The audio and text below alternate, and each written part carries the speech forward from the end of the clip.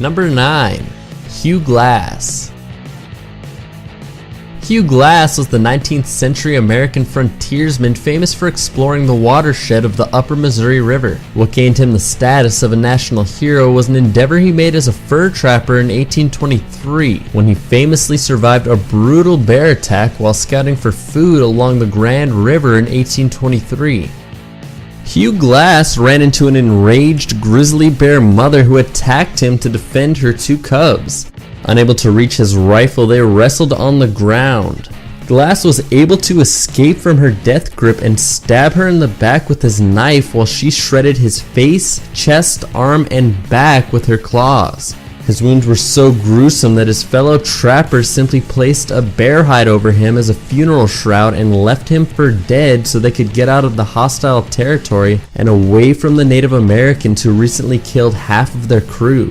With pretty much anyone else, the whole horrendous story would have ended there, but not Hugh Glass. When Glass eventually regained consciousness, he set his own leg, wrapped himself in his bear hides, and started crawling along the banks of the Cheyenne River. During the insane trek across country that followed, he prevented gangrene from infecting his back by lying on a rotting log and allowing maggots to eat his dead flesh.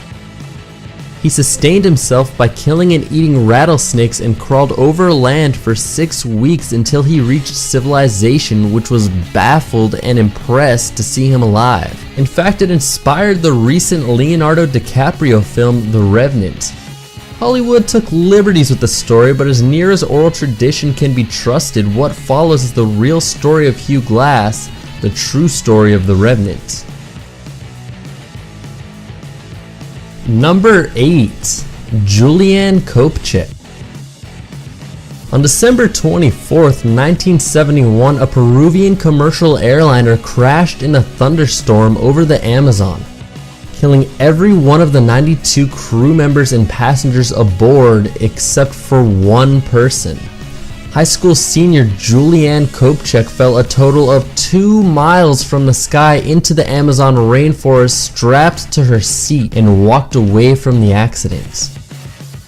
She survived the fall with only injuries of a concussion and broken collarbone.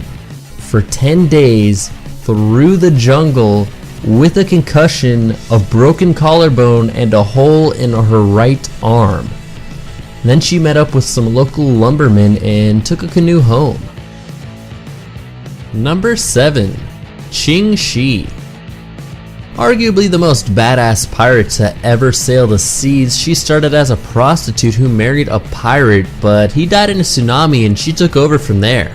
She ravaged China with an iron fist, losing very few battles. She was so successful that China sent out an armada to stop her. Instead of hiding, she faced them head on and kicked their ass, capturing 63 of their boats. Once captured, the Navy men could either join or die.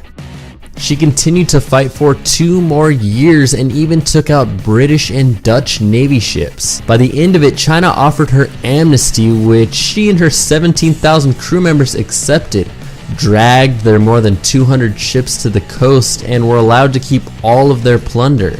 She died at the age of 69 running a brothel and casino.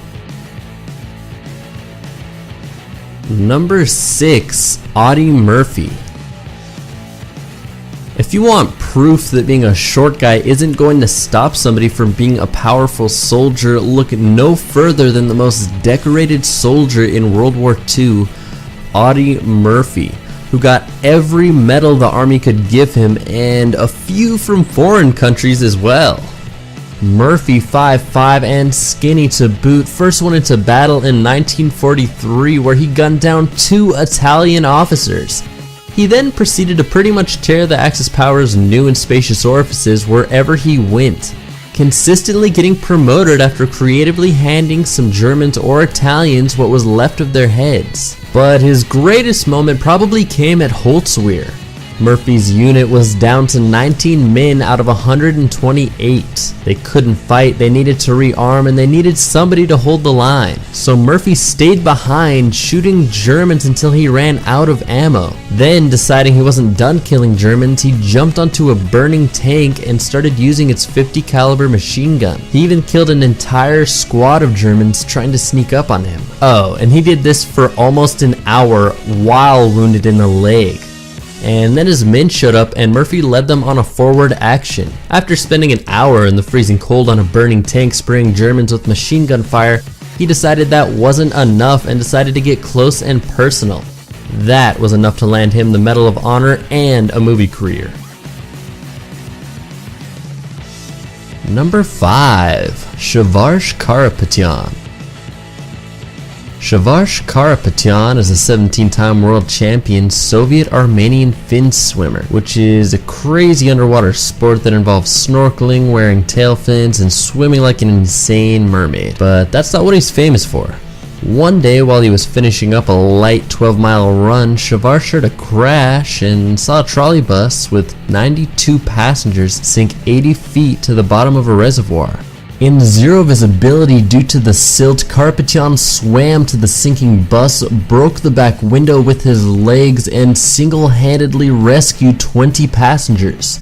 The multiple wounds he received from this rescue and the fact that he was unconscious for 45 days afterwards effectively ended his sports career. But he'd already found a new calling as a superhero. 10 years later, he ran into a burning hospital and saved the people trapped inside.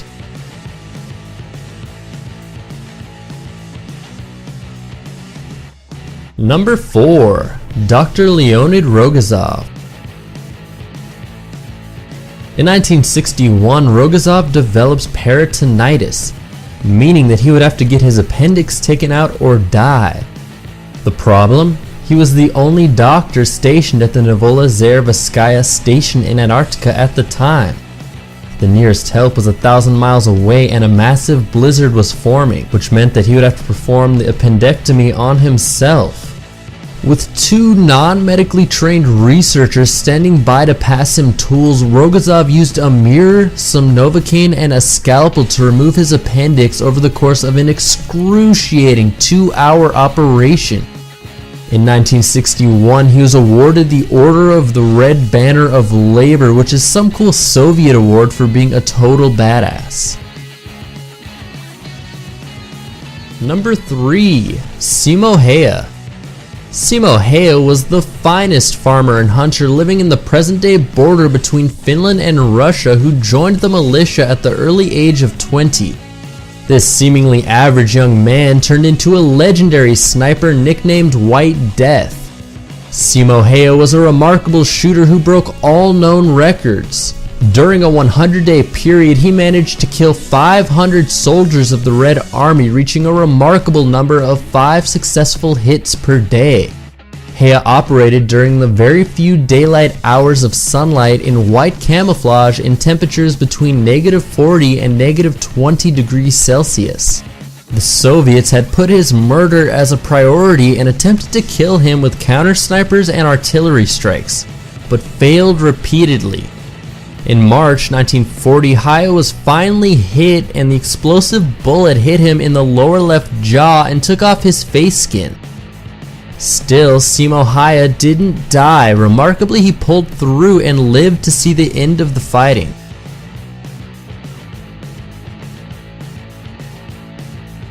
Number 2. Rasputin. Rasputin was a womanizer, self-acclaimed healer and holy man, extreme hiker, and a master manipulator. But that's not why he made this list. It's really because of how he died, or rather how much effort it took to kill him. Rasputin had gained a little too much influence over the Tsar's family for some Russian aristocrats. In 1914, he was stabbed by a prostitute so badly that vital organs were hanging out. But he recovered. The night of his murder, he was invited to the prince's palace where he was allegedly drugged with enough cyanide hidden in cakes and wine to kill several men instantly. The group was completely blown away when hours had passed by and nothing had happened. We were seized with an insane dread that this man was inviolable, that he was superhuman, that he couldn't be killed, Yusupov wrote. They decided to shoot him in the back and he slumped on the door. The men left the palace and a few minutes later one went back to get his coat. Rasputin leapt up and started to strangle him. He was shot 3 more times in the back, bound by the feet and hands, rolled up in a carpet and tossed into a partially frozen river. Autopsy revealed that Rasputin's lungs were full of water, meaning the poison didn't kill him, nor the gunshot wounds. He had actually drowned and had still been breathing when he was thrown in the river. Number 1. Roy Benavidez.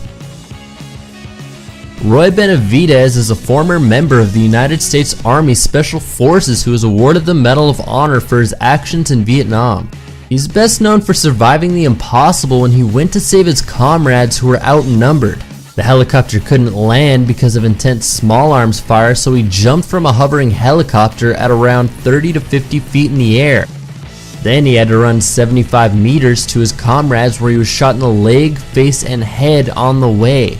Once he got there, he started rescuing his squad mates, and while he was doing so, got shot in the gut and took a grenade to the back. After all of this, he was miraculously still going and finding people. Then Roy found out the helicopter he previously jumped from had crashed, so he went and rescued the pilot from the wreckage and proceeded to call in airstrikes and call for another rescue attempt. He was then shot in the thigh a couple more times, and on his trip back to the rescue chopper, he was beaten and stabbed by an enemy, who he then killed in hand-to-hand combat. Once he finally made it back to the chopper, he then allowed his comrades to pull him in. When they arrived back at the base, he was pronounced dead and put in a body bag. But as they were zipping the body bag up, he had only the strength to spit to let them know he was still alive. He survived these wounds and received the Medal of Honor. Thanks for watching. Here's some videos you might like, and don't forget to subscribe. In case you didn't know, this is actually not my channel. I'm actually a gamer. So if you like video games and you like my narration, check my channel out at Queeble TV. Give it a click.